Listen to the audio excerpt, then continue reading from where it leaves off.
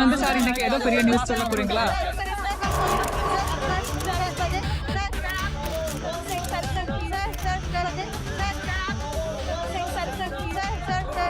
Welcome sir, உங்ககிட்ட ஒரு கேள்வி கேட்கணும். ப்ளீஸ் உட்காருங்க. Take your seats please. Sit down. Quiet please.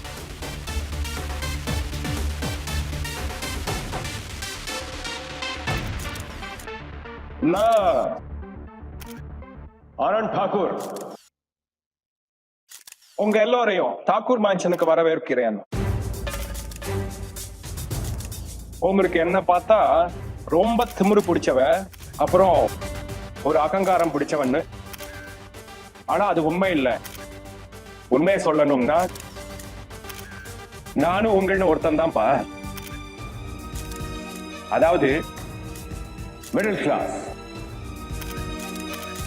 நானும் ஒரு சராசரி மிடில் கிளாஸ் ஆள் மாதிரி தான் யோசிப்பேன்.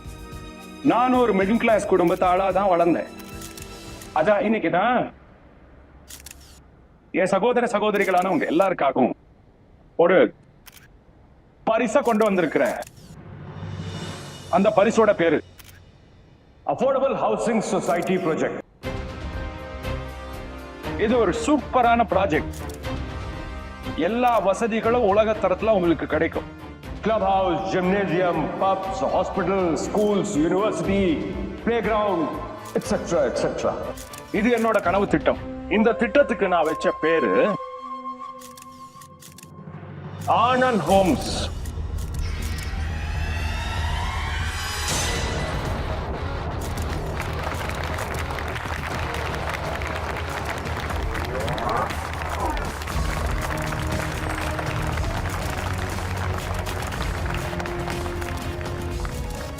இன்னொரு விஷயத்தையும் நான் உங்களுக்கு சொல்ல விரும்புறேன்.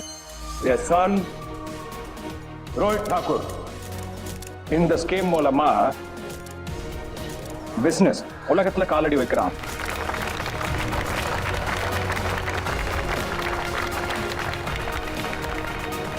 ரொம்ப நன்றி. இப்போ நீங்க தாராளமா என்கிட்ட என்ன கேள்வினாலும் கேட்கலாம். சார், ப்ராஜெக்ட் ஸ்டார்ட் பண்ணிட்டீங்களா? வேலை சீக்கிரம் ஆரம்பிச்சிரும். ஒரு சில ஃபார்மாலிட்டிஸ் மட்டும்தான் பாக்கி இருக்கு. ஒவ்வொருத்தரா கேளுங்க நீங்க. பட் சார், அந்த விஜயபூர் நிலம் பழங்குடி மக்களதுன்னு கேள்விப்பட்டேன். அவங்க அதை யாருக்கு தர மாட்டாங்களாமே? இதுக்கு முன்னாடியே நிறைய பேர் ட்ரை பண்ணிருக்காங்க சார். மத்தவங்கள பத்தி எனக்கு தெரியாது சார். ஆனா நான் என்னோட மகனுக்கு இல்லைன்னு சொல்றது பிடிக்காது. அவனுக்கு அந்த பழக்கமே கிடையாது. அவனோட பிசினஸ் லைஃப்ல இதுதான் முதல் அடின்னு எனக்கு தெரியும். இருந்தாலும் அவனோட உடம்புல ஒரு பிசினஸ் மேனோட ரத்தம் ஓடுது. இன்னைக்கு அவ ஒரு ஹிஸ்டாரிக் டீலுக்காக விஜய்பூருக்கு போயிருக்கா. எனக்கு முழு நம்பிக்கை இருக்கு. அவ கண்டிப்பா ஜெயிச்சுட்டு தான் வருவான்.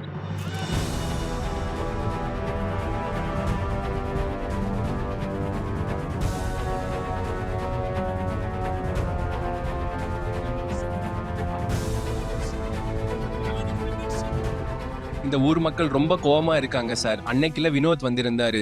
ஊர்க்காரங்க கிட்ட நிலத்தை பத்தி பேசணும். ஆனா அவங்க லத்தியால அடிச்சுட்டாங்க. இங்க நம்ம இருக்கிறது ஆபத்து. சில் மண்ணு. இவங்களோட கோபம் புத்தி ரெண்டுக்குமே என்கிட்ட மறந்துருக்கு. பச்சை நோட்டுகளோட காத்து வந்துருச்சுன்னா பிரச்சனை எல்லாம் ஓடி போயிடும். அதுக்கப்புறம் இவனுங்களோட இந்த நிலத்தை காப்பாத்துற நாடகம் முடிஞ்சிடும். You just wait and watch.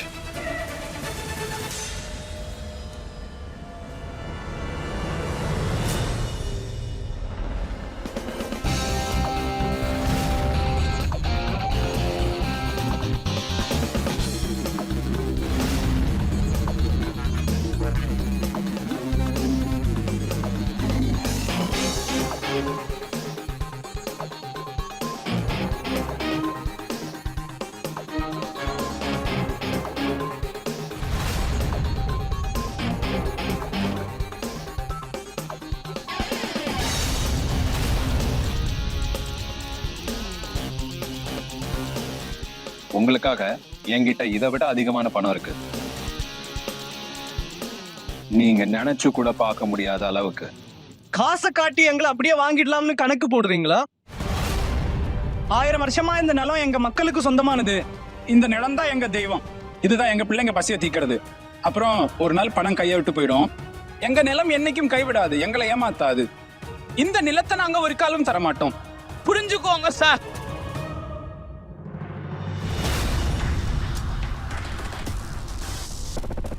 Brand new shoes நண்பா, அழுக்காகிருச்சு. மனு, டிக்கில இருந்து பிரீஃப் கேஸ் எடுத்துட்டு வா. உங்களோட 5 தலைமுறை நிம்மதியா உட்காந்து சாப்பிடுற அளவுக்கு என்னால பணம் தர முடியும். ஏன்னா ஒவ்வொரு மனுஷனுக்கும் ஏதோ ஒரு விலை இருக்கு. ஃபர்ஸ்ட் இந்த நிலம் கிளன் பேசுற நாடகத்தை நிறுத்து. நீங்கெல்லாம் கொஞ்சம் காசுக்காக உங்க பெத்த பிள்ளைங்களே வித்துருவீங்களே. இதெல்லாம் வெறும் சாதாரண நிலம் தானே. உங்க விலை என்னன்னு சொல்லுங்க, நான் என்னோட பெட்டியை திறக்கிறேன். ஏய், உனக்கு எவ்வளவு தைரியம் இருந்தா இப்படி பேசுவ? நடங்க, தடி எடுத்துட்டு வருவோம். இத பாருங்களே, என்ன வெறும் மச்சா மட்டும் நினைச்சிடாதீங்க. ஆனந்த தாகூருக்கு ஆலோசகரும் நான் தான். எங்க கிட்ட அட்வைஸ் கேட்காம அவர் எந்த வேலையும் செய்ய மாட்டாரு, எங்கிட்ட கேட்டுட்டு தான் செய்வாரு. நீங்க எனக்கு இன்ஃபார்ம் கூட பண்ணாம ரோஹித்தை ஏன் தனியா விஜய்பூருக்கு அனுப்புனீங்க? உங்களுக்கு தெரியும்ல அங்க இருக்கிறவங்க எப்படின்னு. ரோஹித்துக்கு ஏதாச்சும் ஆயிடுச்சுன்னா எல்லாம். என் மகனை பத்தி எனக்கு கவலை இல்லைன்னு நினைக்கிறியா? எப்படி ராமர் கூடவே அவருடைய ஆஞ்சநேயர் எப்பவுமே இருந்தாரும், என் மகனோட அந்த ஆஞ்சநேயன் துணையா இருக்கா. அவனுக்கு எதுவும் ஆகாது. ரோஹித் கூட ராஜ் போயிருக்கா. லக்ஷ்மண் சொல்லுங்க சார். ராஜ் கூட போயிருக்கான் இல்லையா? நாங்க பேசணுமா வேண்டாமான்ற கேள்வியே இல்லை பெரிய முதலாளி. ரோஹித் தம்பி எங்க இருக்காரோ அங்க நம்ம ராஜ்.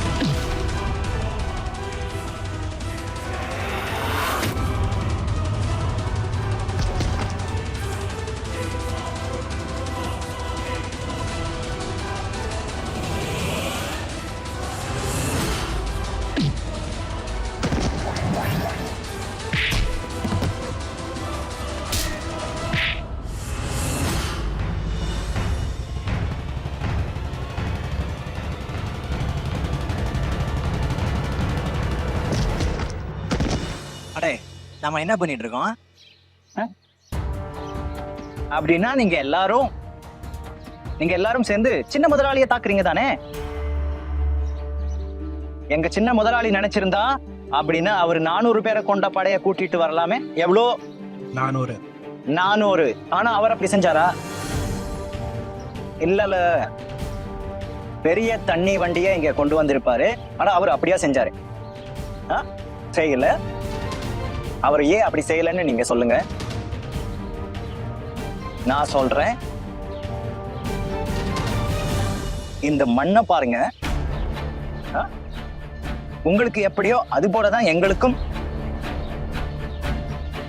எங்க சின்ன எஜமான் இருக்காரே, அவர் இந்த மண்ணை அடிக்க வரல, ஆனா அதை வாங்க வந்திருக்காரு. அப்புறம் எங்க சின்ன எஜமான் இருக்காருல, அவர் தன்னோட முன்னேற்றத்தை கூட சேர்த்து உங்களோட முன்னேற்றமும் பார்க்கிறாரு. இப்ப எனக்கு ஒரு விஷயம் சொல்லுங்க, இந்த நிலத்துல ஒரு ஆஸ்பத்திரி வந்தா அதனால யாருக்கு லாபம்? சொல்லுங்க. காலேஜ் ஓபன் பண்ணா யாருடைய பிள்ளைங்க படிப்பாங்க? சொல்லுங்க. நீங்க செய்வீங்க. இப்ப இந்த நிலத்துல ஆஸ்பத்திரி யார் கட்டுனாங்க? ஆமா, காலேஜ் யார் கட்டுனது? அட துறங்க, உங்க மூடி கிடக்கிற அறிவை திறந்து யோசிங்க. அதுல கொஞ்சம் அறிவொளி வரட்டும். ஆனா அந்த ஸ்கூலு, காலேஜ், ஆஸ்பத்திரி பெரிய ஆளுங்களுக்கு தானே. என்ன மாமா, உங்க சின்ன புத்திய காட்டாதீங்க. மீச மட்டும் தான் வளர்ந்துருக்கு, கொஞ்சம் அறிவையும் மலருங்க. பாருங்க ஃப்ரெண்ட்ஸ், எங்க சின்ன எஜமான் இருக்காரே, அவர் ஏழை பணக்காரன்னு பிரிச்சு பார்க்க மாட்டாரு. இப்போ என்ன பாருங்களேன், நான் அப்படியே ஹீரோ மாதிரி இருக்கேன்ல. அட சொல்லு, ஹீரோ மாதிரி இல்லனா பாரு, இப்போ உங்களுக்கு ஒரு உண்மையை சொல்றேன். உண்மை என்னன்னா, நான் சின்ன எஜமானோட டிரைவர் பையன் தான். இந்த ஜாக்கெட் இல்ல, இதுவும் சின்ன முதலாளியோட தான். இந்த டி ஷர்ட் இதுவும் சின்ன எஜமானது தான். அப்புறம் இந்த ஜீன்ஸ் இதுவும் அவரோட தான். அடுத்து இது கொஞ்சம் அதிகமா போயிடுச்சு. இப்ப நீங்க சொல்லுங்க, இந்த மாதிரி பணக்காரங்களை எத்தனை பேர் உங்களுக்கு தெரியும்? பாருங்க ஃப்ரெண்ட்ஸ், சின்ன விஷயம்தான். என்னோட பெரிய அண்ணா, என்னோட முதலாளி உங்க எல்லார்கிட்ட உங்க ஃபியூச்சர் நல்லபடியா மாத்துறதுக்கு ஒரு சான்ஸ் கேக்குறாரு. உங்க வயசான காலத்துல உங்களுக்கு தங்க ஊண்டுகோலா இருக்க பர்மிஷன் கேக்குறாரு. அப்புறம் எனக்கு இதுல முழுசா நம்பிக்கை இருக்கு. நீங்க கண்டிப்பா மறுக்கவே மாட்டீங்க. சொல்லுங்க, இந்த அக்ரிமெண்ட் உங்களுக்கு ஓகேவா?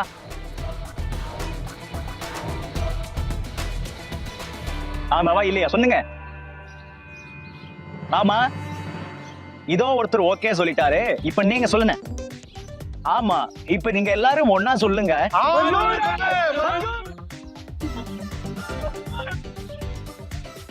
இதோ சம்மதம்.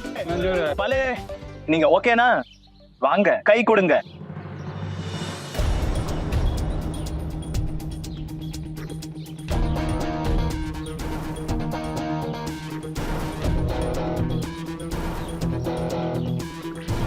சரி, இப்ப வேலை முடிஞ்சிருச்சு. ஆமா, சரி, அப்புறம் பார்க்கலாம். சரியா?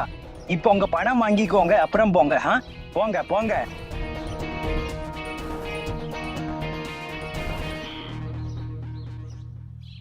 வாழ்த்துக்கள் சின்ன எஜமான், நம்ம வேலை முடிஞ்சது.